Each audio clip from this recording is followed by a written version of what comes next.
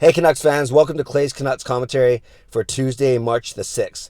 I'm Clay Emo at Canuck Clay on Twitter, proud member of the Brendan Leipsic fan club. I was at last night's game, a very entertaining 4-3 win over the visiting New York Islanders, a 4-3 overtime win, and three main talking points coming out of last night's game: Brendan Leipsic, Jake Virtanen, and of course, Brock Boeser. So let's start with the positives. Brendan Leipsic. On Saturday, I posted a video talking about whether or not Leipsic can be an impact player and talking about how I was impressed by seeing him in person on Friday night against Nashville. Well, even more impressed after yesterday. You call that a high event game. Out of the 7 goals, right, a 4-3 victory, he was involved somehow directly or indirectly in 6 of them. For the 4 Canucks goals, he was involved with 3 of them, 2 goals and 1 assist. Scored the Canucks' first goal. He assisted on the Canucks' third goal to Jake Virtanen, and he, of course, scored that wonderful overtime winner when he hounded the Islanders defenseman. Then he deked Halak out of his shorts or hockey pants and then put the puck into the open net. So capping off a great game, obviously with 2 goals and assists, 3 points, he was the game's first star. Unfortunately, he was involved in 3 of the Islanders' goals. In the very first goal, he actually gave the puck away in his own zone, leading to the Islanders retaining possession and scoring.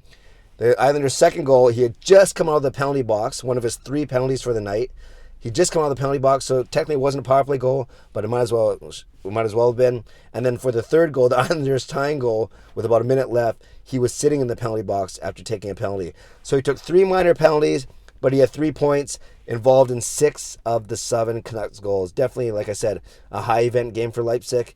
But I'm gonna take it, obviously, not just because the Canucks won, but he's a very aggressive player. He skates very well.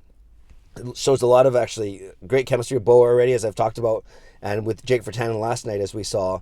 So I really like Leipsic. He looks like it's been a steal so far. Again, it's only been 3 games. I get it. Very small sample size, but he has 5 points in those 3 games. He has 12 hits over those games, or I think 12 shots, not 12 hits. And he's getting 18, 19 minutes of ice time. He's doing very well, and he's fit right in. So right now, early returns say the Canucks won that trade with Vegas for Philip Holm. Number 2, Jake Virtanen. Wow. A lot of you know that he's one of my favorite players. Has to do a bit with meeting his parents in the preseason game and sitting with them. But ultimately, all season I've been harping on wanting to see Jake do well.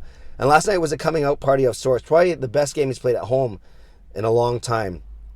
He had a goal and an assist. He had an assist on Leipzig's first goal. Some great chemistry with Virtanen and Horvat in particular on that play, passing the puck back and forth behind the net until Virtanen centered it. It deflected, I think, off the goalie or D-man right to Leipzig, and Leipzig put it in. And then for the third goal, excellent work by Virtanen, skating really quickly through the neutral zone to make Leipzig's rush a 2-on-1. Leipzig passed it over.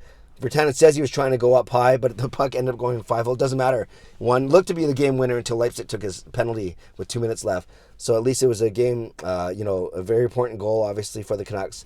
And Virtanen also started overtime with Bo Horvat. He was the first line out there, had maybe to do with Boeser's injury, which I'll get to in a second. But at least Virtanen got 2 shifts in overtime as well. Also, one other great, Virtanen had 5 hits on the game, and one really good play that maybe didn't show up on the score sheet. He did a wonderful back check, actually, was it in overtime? Yeah, I think it was in overtime, actually. He did, actually, it's only because the guy went around him.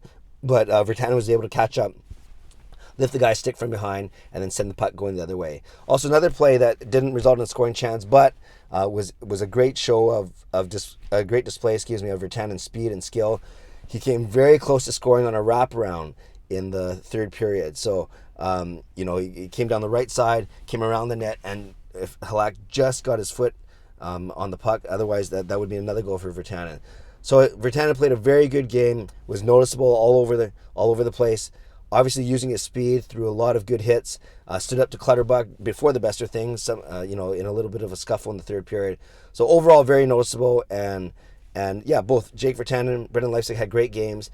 Probably a lot to do with the fact that they were playing with an outstanding center in Bo Horvat, but I'm excited to see what's going to happen, especially if Virtanen's going to get a lot more ice time with Boeser's injury.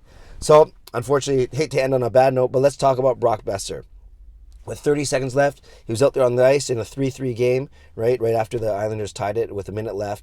And innocent-looking play, it looked like. Him and Clutterbuck collided at center ice, and then Clutterbuck got the best of the collision.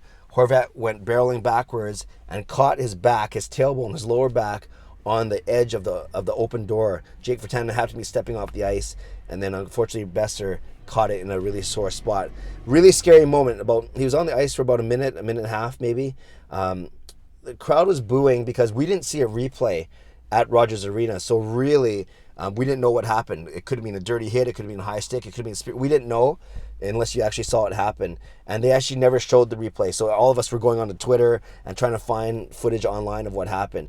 And then now that I've seen it a few times, now that I've seen watching it on PVR, it was truly a hockey play, an innocent play. I think you can't really blame Boeser or Clutterbuck for what happened. They're both engaging, bracing themselves for a hit, and Clutterbuck just happened to get the best of that hit. It was unfortunate timing. It was unfortunate location that the door happened to be open in the split second that Boeser got hit back and had momentum going back towards the bench, and obviously it hit him in the worst case possible. So, worst spot possible. So we are waiting, as I'm filming this just before 9, we are still waiting for an update on Boeser's injury. The likelihood is there's no point in playing him for the rest of the year if it's serious. There's no point in messing with his future given that this season's basically a throwaway. I think a lot of the Canucks fans would rather have him rest up, recover fully, and be ready to go for the start of next year's training camp. But let's not get ahead of ourselves. I'm predicting a tailbone injury. Surprise, surprise. It doesn't take a doctor to say that, but you never know. It could be upper leg injury, it could be lower back, whatever it may be.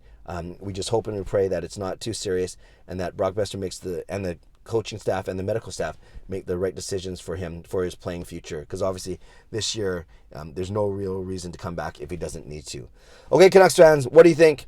I'd love to read your comments. Love to react to them if you leave a comment below. What do you think of Brendan Leipsic? What do you think of Jake Virtanen's performance last night? What do you think of Brock Boeser's injury?